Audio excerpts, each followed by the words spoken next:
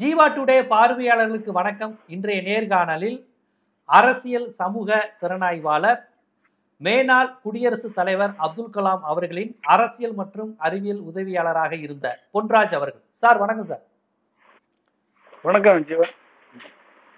Sir, இப்ப நடிகர் விஜய் அவர்களுடைய கட்சிக்கு 23% வாக்கு வங்கி இருக்கு அப்படிங்கிற மாதிரியான கணக்கெடுப்புகள், புள்ளி விவரங்கள்லாம் நிறைய அப்படி ஒரு செய்திகள்லாம் வந்துகிட்டு இருக்கு. அவர் எந்த தேர்தலையும் நிக்கல, இருந்தாலும் ஒரு 20-23% வரும் அப்படிங்கிற மாதிரியான ஒரு புள்ளி விவரங்கள் வர்றதையும் அந்த கணக்கெடுப்பு அப்படி சொல்லப்படுவதையும் நீங்க எப்படி பாக்குறீங்க? ஏன்னா நீங்க நீண்ட நெடிய காலமா அரசியலை கவனிச்சுட்டு வர்றீங்க. ஓட் பெர்சன்டேஜ் எப்படி பிரியும், என்ன மாதிரி கான்செப்ட்ல பிரியும், சவுத்தில் எப்படி பிரியும், எம்ஜிஆர், ஜெயலலிதா, கலைஞர், ஸ்டாலின் வரையும் பார்த்துருக்கீங்க. இப்போ இந்த விஜய் கட்சிக்கு 23% கிட்ட வருமா, இல்லை குறைஞ்சது 20% கிட்ட வருமா? நீங்க எப்படி பாக்குறீங்க? சொல்றதுதான் சொல்றாங்க, கொஞ்சம் கூட்டி சொல்லலாம்ல, அவருக்காக திருப்தியாவது இருக்குங்களா? 23% சொன்னா என்ன அர்த்தம்? ஒரு 35% 40% வரும்னு சொன்னா அது ஒரு திருப்தியாவது இருக்கும். வாங்குறவன் எழுதுறவன் இப்ப யார், அதாவதுங்க எல்லாருக்குமே இன்னைக்கு ஏதோ எலெக்ஷன் நடத்தி இவங்க ரிசல்ட்டை கண்டுபிடிச்ச மாதிரி இவங்க பேசுறாங்க. ஒரு 41 பேர் கொலைக்கு காரணமாக இருந்து இன்னைக்கு தலைமறைவாக இருக்கக்கூடிய ஒரு இயக்கம். இந்த இயக்கம் இன்னைக்கு தன்னை போய் சிபிஐட்ட அமித்ஷா காலில் விழுந்து, குருமூர்த்தி காலில் விழுந்து, அமித்ஷா காலில் விழுந்து சிபிஐட்ட அடகு வச்சிருக்கு. இப்ப இவங்க 23% வாங்கியிருக்கிறாள் என்ற ஒரு பிம்பத்தை கட்டமைக்கிறாங்க. அப்படின்னா ஏடிஎம்கே 0 ஆயிடுச்சாப்பா? இவன் 23% ஏடிஎம்கே 0 என்ன சொல்லுங்க பாப்போம். டிஎம்கே 50%ன்றாங்க, இவங்க 23%. 73 ஆச்சா முடிச்சா மிச்சம் எவ்வளவு இருக்கு? மிச்சம் 27% இருக்கு. அப்ப அந்த 27%தான் ஏடிஎம்கே, பிஜேபி, நாம் தமிழர் எல்லாமே. அப்ப இவங்க ஓட்டெல்லாம் காலி ஆயிடுச்சுன்னு அர்த்தமா? அப்ப ஏடிஎம்கே விழுங்கி, பிஜேபியை விழுங்கி, நாம் தமிழரை விழுங்கி விஜய் 23% வாங்கிட்டாருன்னு அர்த்தமாயிருமா அது? சொல்லுங்க பாப்போம். அப்ப இது யார் எங்க போய் கணக்கெடுத்தாங்க, எங்க போய் சர்வே பண்ணாங்க, யாரு பண்ணது, இதை எப்படி பண்ணாங்க? டிஎம்கே சர்வே பண்ணிச்சுன்னு சொல்லி ஒரு ஸ்கூப் நியூஸை விட வேண்டியது என்ன அர்த்தத்துல? அதாவது இதெல்லாம் அந்த பெர்செப்ஷன் பில்டிங் ஜீவா. அதெல்லாம் ஒரு பெர்செப்ஷனை பில்டு பண்ணி ஒரு பிம்பத்தை கிரியேட் பண்ணி, எப்படி விஜய் காலையில் எழுந்திரிச்சார், இப்பதான் பல்லு விளக்கிருக்கார், இப்பதான் பாத்ரூம் போறார், இப்பதான் சட்டையை போட்டார், இப்ப பேண்ட்டை மாட்டிட்டாரு, இப்ப கார்ல ஏறிட்டாரு அப்படின்னு சொல்லி ஊடகங்கள் பிரேக்கிங் நியூஸ் போட்டான் பாத்தீங்களா? லைவ் டெலிகாஸ்ட், உங்க விஜய் உயிரென வரவான்னு சொல்லி உங்க விஜய் உயிரெடுக்க வந்தார். அப்ப இது இப்படி எல்லாம் பிம்பத்தை கட்டமைச்சு ஏற்றி விட வேண்டியதான். அப்ப ஏடிஎம்கே மொத்தமா காலி ஆயிடுச்சுன்னு அர்த்தமா? இப்ப எடப்பாடி எங்க போறது, பிஜேபி எங்க போறது? எடப்பாடி 20% வாக்கு வச்சிருக்காரு, பிஜேபி 18% என்டிஏ கூட்டணி வச்சிருந்தது, அது கூட கரைஞ்சு போய் 5% வச்சுக்கோங்க, 25% அவங்களுக்கே இருக்கு. நாம் தமிழர் ஒரு 8% இருக்காரு. அப்ப இவங்க எல்லாத்தையும் எடுத்து கொண்டு போய் அப்ப டிடிவிக்கு ஓட்டு கிடையாதா, ஓபிஎஸ்க்கு ஓட்டு கிடையாதா, பாட்டாளி மக்கள் கட்சிக்கு ஓட்டு கிடையாதா? எல்லா ஓட்டும் விஜய்க்கு போயிருமா? அது என்ன கணக்கு, இது என்ன லாஜிக்னு எனக்கு தெரியல. அதாவது இப்படிப்பட்ட ஒரு பிம்பங்கள் பெர்செப்ஷன் கிரியேஷன் தொடர்ந்து கட்டமைக்கப்படும். அந்த பெர்செப்ஷன் கிரியேட் பண்றதுக்கு தகுந்த மாதிரி இவங்க மக்கள் மனநிலையை பக்குவப்படுத்தி மக்கள் ஏற்றுக்கொள்ளத்தக்க அளவுல இவர்கள் தொடர்ந்து இந்த மாதிரி ஒரு பிம்பத்தை கிரியேட் பண்ணிட்டே இருப்பாங்க. எனவே இதெல்லாம் இனிமேலும் நம்பக்கூடியவர்களாக நாம் இருந்தால் நம்மள மாதிரி வேற ஏமாந்த சோனகிரிகள் வேற யாரும் இருக்க மாட்டாங்க மக்களை மாதிரி. இப்ப 23% ஓட்டு வங்கி இருக்கு அப்படிங்கிற மாதிரியான விஷயங்கள் இப்ப புள்ளி விவரமாகவும் கணக்கெடுத்திருக்கோங்கிற மாதிரியான விஷயங்கள் சில பத்திரிகைகள் இதெல்லாம் தராங்க. இன்னொரு பக்கம் தாவேகா, அதிமுக, பாஜக கூட்டணி உறுதியாயிருச்சு அப்படிங்கிற மாதிரி பேசுறாங்க. அப்படி உறுதியானா திமுக கூட்டணிக்கு மிகப்பெரிய டஃப் அப்படிங்கிற ஒரு கான்செப்டும் சொல்றாங்களே, நீங்க எப்படி பாக்குறீங்க? இப்ப அதிமுக 20% இருக்குன்னு வச்சுக்கோங்க, 20%. இப்ப அதான் இருக்கு. ஒரு ஆண்டு இன்குபேஷன் ஃபேக்டர் வந்துச்சுன்னா ஒரு 3% கூடும், 23% அதிமுக. இப்ப பிஜேபி இருக்கக்கூடிய டிடிவி வெளியே போயாச்சு, ஓபிஎஸ் வெளியே போயாச்சு, ராமதாஸ் பிளவுபட்டு கிடக்கு. அண்ணாமலை இப்ப தனி கட்சி ஆரம்பிச்சு ஏதோ அண்ணாமலை மக்கள் மன்றம் எல்லாம் ஆரம்பிச்சிருக்காங்க. அது ஒரு தனி கட்சி ஆரம்பிச்சு அது தனியா போயிடும். அது ஸோ இப்போ ஒரு 5%, மொத்தம் 25% 27% தான் ஏடிஎம்கே பிஜேபி கூட்டணிக்கே இருக்கு, கணக்கே இருக்கு. சரிங்களா? 27% தான் இருக்கு கூட்டணி கணக்கு. அப்ப இந்த 27% வச்சுக்கிட்டு விஜய் வந்து எத்தனை பெர்சன்ட் இவருக்கு வாங்குவாருன்னு யாருக்கு தெரியும்? சொல்லுங்க பாப்போம். நீங்க வந்து ஒரு கரூர் போறதுக்கு 4 மாவட்டம் 5 மாவட்டத்துல இருந்து ஆளை கூப்பிட்டு வந்து ஒரு 30,000 பேரை திரட்டி காமிக்கிறதுக்கு இவ்வளவு கஷ்டப்பட்டு ஆளை கூப்பிட்டு வந்து காமிச்சு 41 பேர் உயிரை காலி பண்ணிட்டாங்க. ஸோ இது என்ன ஒரு பிம்பம் அது? இது வந்து சொல்லுங்க, இது எந்த அளவுக்கு வந்து எத்தனை பெர்சன்டேஜ்னு இவங்களுக்கு தெரியும்? இந்த 4% வருதா, 8% வருதா, 10% வருதா? இதெல்லாம் வந்து நம்ம போடுற கணக்கு ஜீவா. அதெல்லாம் வந்து எந்த வகையில ஒரு தனி தொகுதியில நின்று விஜயால வெற்றி பெற முடியுமா? ஒரு தனி தொகுதியில நின்று விஜயால வெற்றி பெற முடியுமா? சொல்லுங்க பாப்போம். விஜயகாந்த் மாதிரி விருத்தாச்சலத்துல நின்று வெற்றி பெற்றார் விஜயகாந்த். இவரால ஒரு தனி தொகுதியில நின்று வெற்றி பெற முடியுமா? வெற்றி பெறணும்னா 45% ஓட்டு வேணும்.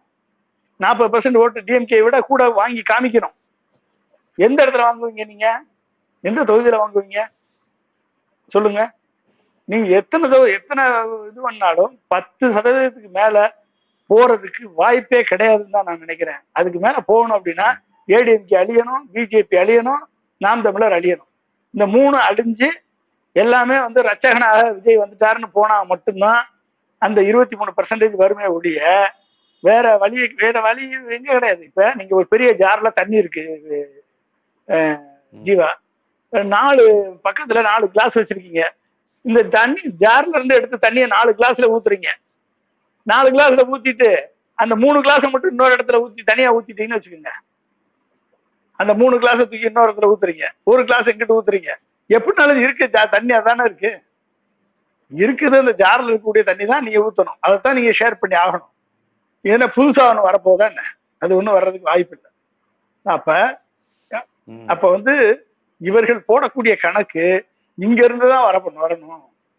ஒருவேளை திமுக ஒட்டுமொத்த திமுகவும் விஜய்க்கு ஆதரவா போய் திமுக ஓட்டு ஃபுல்லா ஒரு 50% ஓட்டு விஜய்க்கு போனா வேணா விஜய் ஜெயிக்கலாம் ஒழிய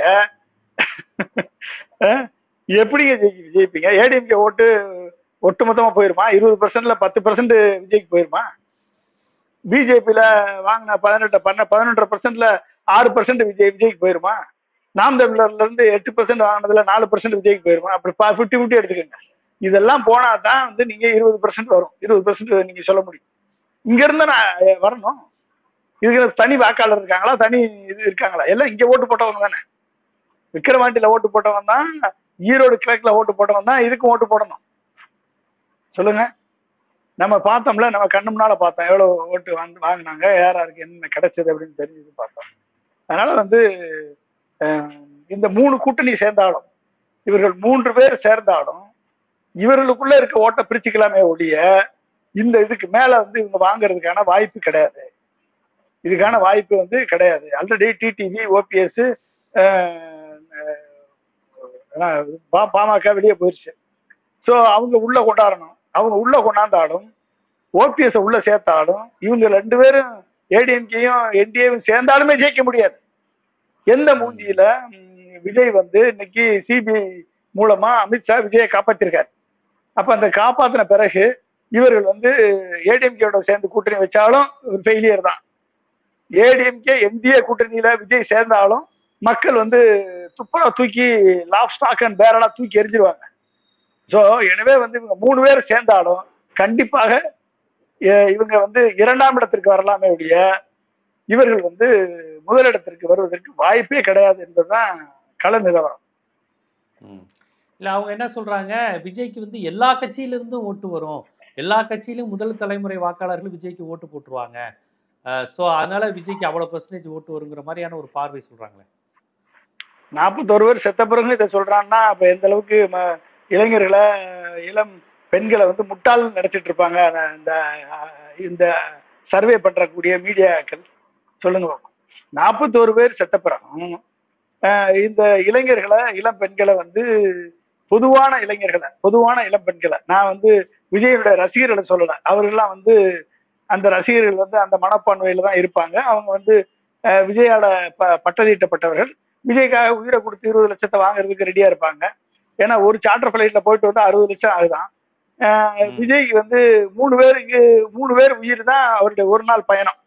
3 பேர் உயிருக்கு கொடுக்கக்கூடிய விலை தான் அவருடைய ஒரு நாள் பயணம், அவ்வளவுதான்.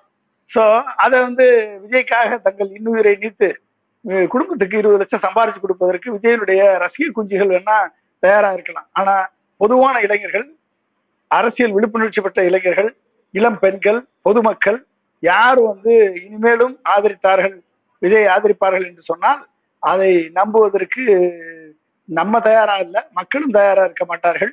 வேணா எழுதிக்கலாம், அவங்ககிட்ட பணத்தை வாங்கிட்டு வேணா ஊடகத்துல எழுதலாம், பணத்தை வாங்கிட்டு சர்வே பண்ணலாம், பணத்தை வாங்கிட்டு எலக்ட்ரானிக் மீடியா, பிரிண்ட் மீடியாவில் எழுதலாம், எழுதி ஒரு பெர்செப்ஷனை கிரியேட் பண்ணலாம். But that is not the reality. அப்ப ஜென்சி கிட்ஸ் எல்லாம் விஜய் பக்கம் முழுசாலாம் இல்லைன்னு நம்புறீங்க நீங்க?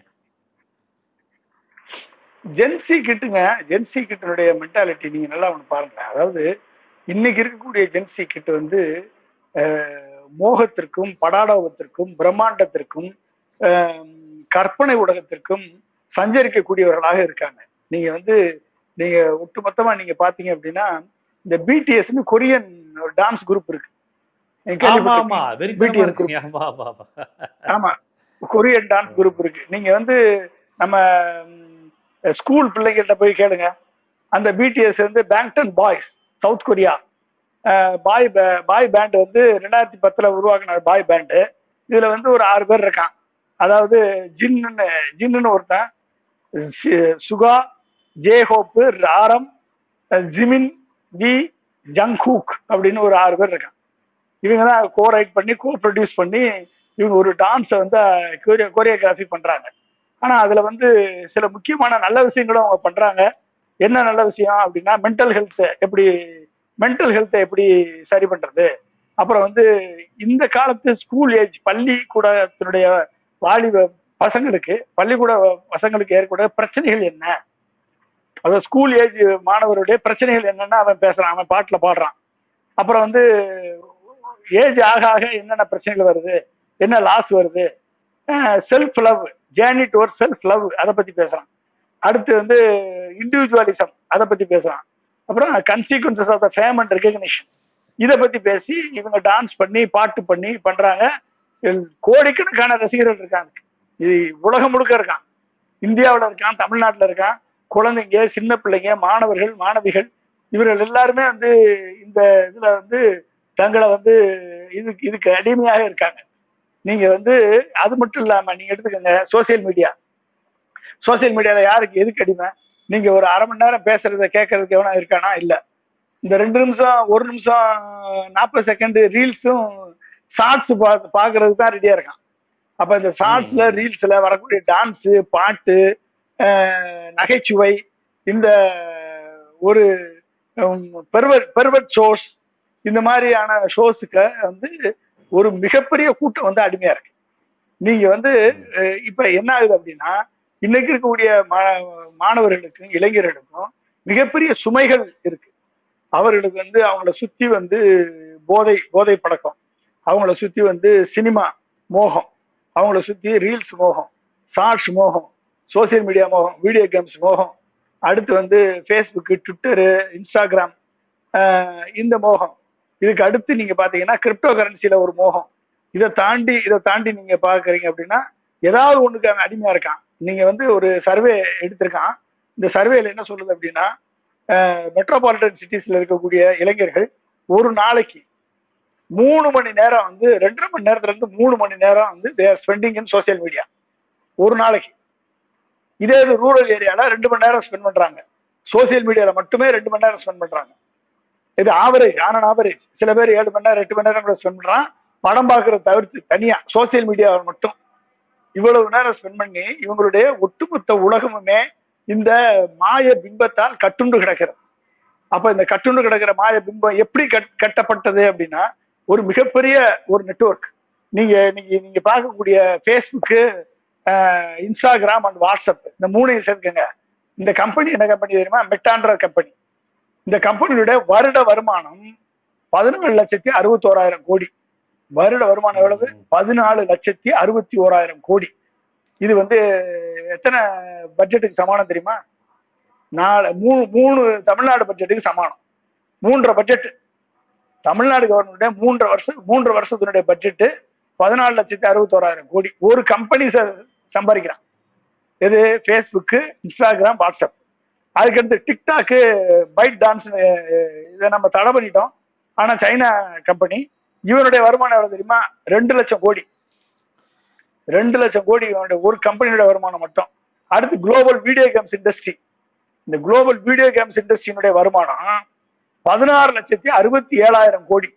16,67,000 கோடி இதனுடைய வருமானம். நம்ம தமிழ்நாடு பட்ஜெட், இந்தியாவுடைய பொருளாதாரம் எவ்வளவு தெரியுமா? 34 லட்சம் கோடி, 35 லட்சம் கோடி இந்தியாவுடைய பொருளாதாரம். தமிழ்நாட்டுடைய பொருளாதாரம், தமிழ்நாட்டுடைய 34 லட்சம் கோடி இந்தியாவுடைய பட்ஜெட், வருஷ பட்ஜெட். தமிழ்நாட்டுடைய பட்ஜெட் 3,32,000 கோடி 2025-26ல. நீங்க வந்து இதுல பாத்தீங்க அப்படின்னா கிட்டத்தட்ட மெட்டா மட்டுமே 42% of India budget. India budget 42%. Entire global video games industry 47.7%. TikTok மட்டும் 5.8%. மெட்டா ரெவன்யூ தமிழ்நாடு கம்பேர் பண்ணீங்கன்னா, தமிழ்நாடு பட்ஜெட்டை கம்பேர் பண்ணீங்கன்னா, மெட்டாவுடைய ரெவன்யூ, அதாவது ஃபேஸ்புக்கு, வாட்ஸ்அப், இன்ஸ்டாகிராம், இந்த 3 சேர்ந்த ரெவன்யூ தமிழ்நாடு பட்ஜெட்டை விட 4.4 times higher. 4.4 times higher. Games இண்டஸ்ட்ரியுடைய பட்ஜெட் வந்து 5 டைம்ஸ் ஹையர். புரியுதுங்களா? இது வந்து இப்படி வந்து ஒட்டுமொத்த உலகத்தையும், ஒட்டுமொத்த இளைஞர் கூட்டத்தையும், ஒட்டுமொத்த இளம் பெண்கள் கூட்டத்தையும் இந்த சோசியல் மீடியா நெட்வொர்க் வந்து தன் கைக்குள்ள வச்சிருக்கு. சோசியல் மீடியா நெட்வொர்க் பட்ஜெட் மட்டும் பாத்தீங்கன்னா, நம்ம பட்ஜெட்டு அட்வர்டைசிங் பட்ஜெட் இந்தியாவில் மட்டும் 12,500 கோடி வருஷத்துக்கு. அட்வர்டைசிங் பட்ஜெட் மட்டும் இந்தியாவில் மட்டும் அட்வர்டைஸ் பண்றது. அதெல்லாம் பொலிட்டிக்கல் பார்ட்டிஸ் எல்லாம் சேர்ந்து 800 கோடிக்கு அட்வர்டைஸ் பண்றாங்க. பிசினஸ், ட்ரேடு, மேனுபேக்சரிங் செக்டார்ல அட்வர்டைஸ்மெண்ட் எவ்வளவு பண்றாங்க தெரியுமா? கிட்டத்தட்ட 16,606 கோடிக்கு அட்வர்டைஸ் பண்றாங்க. இ காமர்ஸ் டிஜிட்டல் மட்டும் 15,573 கோடி இ காமர்ஸ் அட்வர்டைஸ்மெண்ட் இந்த சோசியல் மீடியாவோட. அப்ப இ காமர்ஸ் அட்வர்டைஸ் பண்றாங்க, பிசினஸ், ட்ரேடு, மேனுபேக்சரிங் அட்வர்டைஸ் பண்றாங்க 16,000 கோடிக்கு. பொலிட்டிக்கல் பார்ட்டிஸ் 800 கோடிக்கு அட்வர்டைஸ் பண்றான். சோசியல் மீடியா மீடியா நெட்வொர்க் மட்டும் 12,500 கோடிக்கு அட்வர்டைஸ்மெண்ட் பண்றாங்க. ஒட்டுமொத்த இளைஞர்கள் கூட்டத்தையும் இந்த குரூப் வந்து கவர் பண்ணி வச்சிருக்கு. இங்க வந்து நீங்க எதை விதைக்கிறீங்களோ, எதை வந்து விதைக்கிறான், எதுக்கு அடிமையா இருக்கான்? டான்ஸுக்கு, கொரியன் பிடிஎஸ்க்கு சின்ன குழந்தைங்க முதற்கொண்டு அடிமை. அது மாதிரிதான் விஜயனுடைய டான்ஸுக்கு இந்த ஜென்ஜி கிட்ட அடிமை. அப்ப என்ன ஆகுது? அதை பார்த்து இந்த ஜென்ஜி கிட்ட வந்து இவங்களுக்கு வந்து இந்த 10 நிமிஷம் சந்தோஷத்துக்கு, 5 நிமிஷம் சந்தோஷத்துக்கு தங்களை அடிமையாக்கி, தங்கள் மனோபாவம் அடிமையாக்கி விட்டில் பூச்சிகளாக இவர்கள் வந்து மாறி இந்த விளக்கில் அடிபட்டு 41 பேர் செத்துருக்கான். இந்த விளக்குல போய் விழுந்து, விஜய் என்ற விளக்குல போய் கட்டி அமைக்கப்பட்ட அந்த பிம்பத்துல விழுந்து 41 பேர் உயிரை செத்துருக்கான். விக்கிரவாண்டியில 5 பேர் செத்துருக்கான், மதுரையில 3 பேர் செத்துருக்கான், திருவிழுத்தூர்ல ஒருத்தர் செத்துருக்கான், இங்க வந்து கரூர்ல 41 பேர் செத்துருக்கான். அப்ப நீங்க பாருங்க எப்படிப்பட்ட ஒரு பிம்பத்துல வந்து இந்த இளைய சமுதாயம் மாட்டிட்டு நிக்குது. அப்ப இந்த இளைய சமுதாயத்தை எந்த வழியில வந்து அரசியல் படுத்தணும், எந்த வழியில பக்குவப்படுத்தணும்? அப்ப இவர்களை மைண்ட்ல வந்து இந்த டான்ஸும், இந்த பாட்டும், இந்த இந்த களியாட்டங்களும் தான் இவர்கள் வந்து மனதுல வந்து போய் நிக்குது. அப்ப நம்ம சொல்லக்கூடிய மற்ற அரசியல் கருத்துக்கள், தத்துவார்த்த ரீதியான கருத்துக்கள், இவர்கள் எதிர்காலத்துக்கு தேவையான கருத்துக்கள் எதுவுமே இவங்ககிட்ட போய் சேரல. அப்படின்றப்ப இவர்களிடம் இருக்கக்கூடிய, இவர்கள் எப்படிப்பட்ட ஒரு தலைமுறையை உருவாக்கி வச்சிருக்கின்றதான் இன்னைக்கு நம்ம வேதனைப்பட வேண்டிய ஒரு காலகட்டத்துல நம்ம இருக்கோம். அப்ப இதை சரியாக நம்ம செய்யல அப்படின்னா, இந்த தத்துவங்களை, இந்த பக்குவங்களை அவங்களுக்கு பிடித்த மொழியில நம்ம இறக்கணும். சினிமா எடுத்துக்கோங்க, எல்லா சினிமாவும் வன்முறை, எல்லா சினிமாவும் போதை கலாச்சாரம், துப்பாக்கி கலாச்சாரம், ரவுடிசம். ஒரு விஜயோட படத்தை எடுத்துக்கோங்க, நீங்க வந்து தண்ணியை போட்டுட்டுதான் மாஸ்டர் படத்துல ஒரு ஃபர்ஸ்ட் சீனே அறிமுகமாவாரு. அப்ப எப்படி வந்து, அப்ப இவர்களுக்கெல்லாம் வந்து ஒரு ஒரு ஒரு வகையான ஒரு ஒரு போதை மனநிலையில வந்து இவர்களை உருவாக்கி வைத்து, அந்த போதை மனநிலையிலே இவர்களை அடிமைப்படுத்தி எப்படி இருக்கும்? அப்ப லட்சியம் இல்லாத எவனையும் யாரும் அடிமைப்படுத்திடலாம் ஈஸியா. லட்சியம் கொண்ட ஒருத்தனை யாராலும் அடிமைப்படுத்த முடியாது.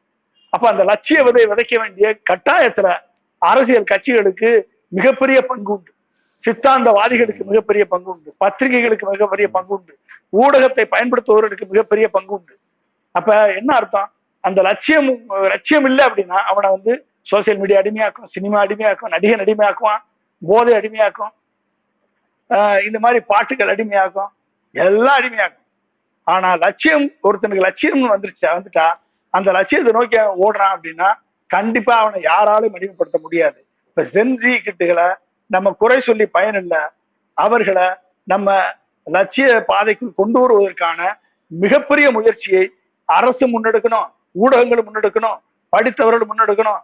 அனைவருமே முன்னெடுத்தா தான் இந்த இந்த இந்த இந்த விட்டில் பூச்சிகளை நம்ம வந்து சிறகடித்து பறக்கக்கூடிய ஒரு கடுகாக நம்ம மாற்ற முடியும். இல்லைன்னா இந்த விட்டில் பூச்சிகள் வந்து விஜய் மாதிரி பிம்பத்தை பார்த்து தங்களை உயிரை மாய்த்து கொண்டு தங்கள் பொன்னான காலங்களை வேஸ்ட் பண்ணி பயாலஜிக்கல் வேஸ்ட் ஆகி மாறி நிக்க வேண்டியதான். நீங்க வந்து அப்படிதான் பயாலஜிக்கல் வேஸ்டா மாறி நிக்க வேண்டியதான். ஹத்ரஸ்ல 121 பேர் செத்தான். இன்னைக்கு வந்து அங்க வந்து ஹேமா மாலினி கமிட்டி போகல, அங்க வந்து சிபிஐ உத்தரவிடல சுப்ரீம் கோர்ட். அங்க வந்து ஒரு ஜட்ஜு மேல சிங்கிள் பெஞ்ச் ஜட்ஜை போட்டு 2 IAS IPS ஆபீசரை வச்சு விசாரணை பண்ணி இந்த 120 பேர் செத்ததுக்கு காரணம் போலே பாபா இல்லைன்னு தீர்ப்பு கொடுத்துட்டான். இந்த 120 பேர் செத்ததுக்கு காரணம் அந்த சேவாதள ஒர்க்கருக்கு காரணம் இல்லைன்னு சொல்லிட்டான். இந்த 120 பேர் செத்ததுக்கு காரணம் அட்மினிஸ்ட்ரேட்டிவ் ஃபெயிலியர் இல்ல, அது மிஸ்மேனேஜ்மெண்ட்னு சொல்லிட்டான். கடைசியில செத்தவன் 120 பேர் செத்து பரலோகம் போனவன் அவன் இங்க போனதான்டா குற்றம் சொல்லி முடிச்சுட்டான். இதுதான் இன்னைக்கு வந்து விஜய்க்கு வந்து சிபிஐக்கு ஆதரவான வந்திருக்கு. இந்த 41 பேர் செத்ததுக்கு பயாலஜிக்கல் வேஸ்டா விஜயும் சரி இந்த பிஜேபியும் சரி அந்த பயாலஜிக்கல் வேஸ்டா தான் அதை கருதுவாங்க. அவ்வளவுதான். கண்டிப்பா விஜயினுடைய வாக்கு விழுக்காடு 20 விழுக்காடுக்கு மேல இருக்குமா? அந்த ஜென்சி கிட்ஸுடைய மனநிலை என்ன? இந்த ஜென்சி கிட்ஸை வச்சு அரசியல் தீர்மானிக்கப்பட்டால் எத்தகைய ஆபத்தை நோக்கி தமிழ்நாடு போகுது போன்றவற்றை வெறும் அரசியலா கருத்தியலா மட்டும் நீங்க பேசல, புள்ளி விவரங்களுடன் இந்த மெட்டா என்ன பண்ணுது, ஃபேஸ்புக் நிறுவனம் இந்த ஜென்சி கிட்ஸினுடைய இந்த மூளை சோம்பேறித்தனத்தை எப்படி பயன்படுத்திக்குது, எப்படி அவங்கள போதையா அந்த சமூக வலைதளம் வச்சிருக்கு, அதுல எதையெல்லாம் அவங்க பார்க்குறாங்க, எந்த ஆக்கப்பூர்வமான சிந்தனை இல்லாத ஒரு பெரிய கூட்டத்தை உருவாக்கி அந்த கூட்டத்துக்கு ஒரு தலைவரா ஒரு பிம்பத்தை உருவாக்குறாங்கிற உட்பட பல்வேறு செய்திகளை ரொம்ப விரிவாகவே சொல்லியிருக்கீங்க. மிக்க நன்றி தோழர். மிக்க நன்றி.